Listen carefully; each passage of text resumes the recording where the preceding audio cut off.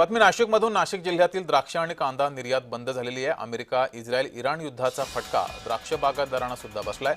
रमजान काळामध्ये आखाती देशात द्राक्ष कांद्याला असलेली वाढती मागणी, मात्र सध्या युद्धजन्य परिस्थिती आहे, त्यामुळे ही मागणी थांबलेली आहे। इराण इस्रायल युद्धामुळे दुबईतील बंदर व्यवहार ठप्प आहे। विमान आणि बंदर वाहतूक बंद झाल्यानं निर्यात पूर्णपणे बंद आहे।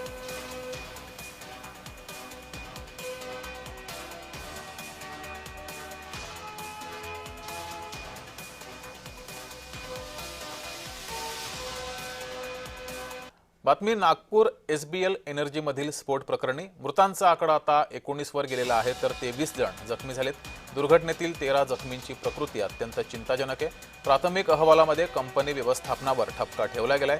मृतांच्या कुटुंबियांना प्रत्येकी 82 लाख रुपयांची मदत जाहीर करा, अशी मागणी ही करण्यात आली आहे।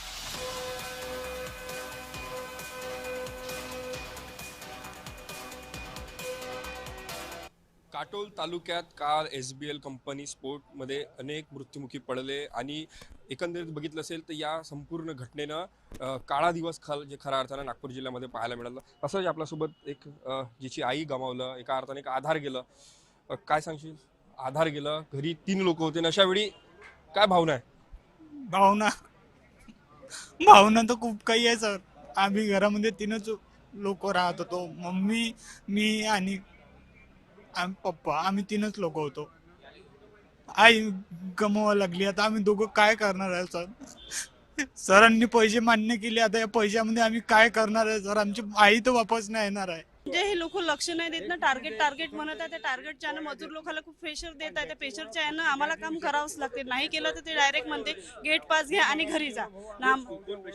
मग सुपरवायझर लोक एवढं काम झालंच पाहिजे, एवढं काम झालंच पाहिजे, नाही जर केलं तर गेट पास घ्या आणि घरी जा। आम्ही काय करणार मजूर? आम्हाला काम करावंच लागते। मग अशी लापरवाही होते।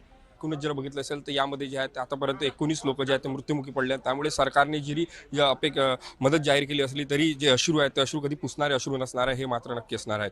कॅमेरामॅन मंगेश मोहितेसह तेजस मुत्रे, जय महाराष्ट्र न्यूज, नागपूर। तर मृतांच्या कुटुंबियांना शासनाकडून मदत जाहीर करण्यात आली आहे। नागपूरचे पालकमंत्री चंद्रशेखर बावनकुळे यांनी या संदर्भात माहिती दिली आहे। डिटोनेटर असेंब्ली प्लांट मध्ये जो स्फोट झाला, त्या स्फोटामध्ये 19 लोक मृत आहे आणि 23 इंजुर्ड आहे। 23 पैकी जवळपास 13 लोकांची हालत हे फारच खराब आहे आणि काही 70% काही 80% भाजल्यामुळं त्यांची परिस्थिती काही फार चांगली नाही आहे।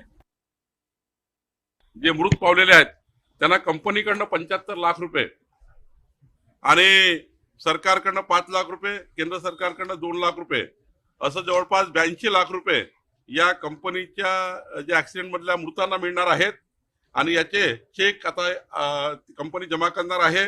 आणि हे पैसे आमचा विचार आम्ही केला आहे की त्यांचे मुलं आणि त्यांचे पती, म्हणजे महिला गेली असेल तर पती आणि मुलं, आणि माणूस गेला असेल त्यांची पत्नी आणि मुलं, असं जॉईंट अकाउंट तयार करून त्यांच्या खात्यात टाकणार आहे।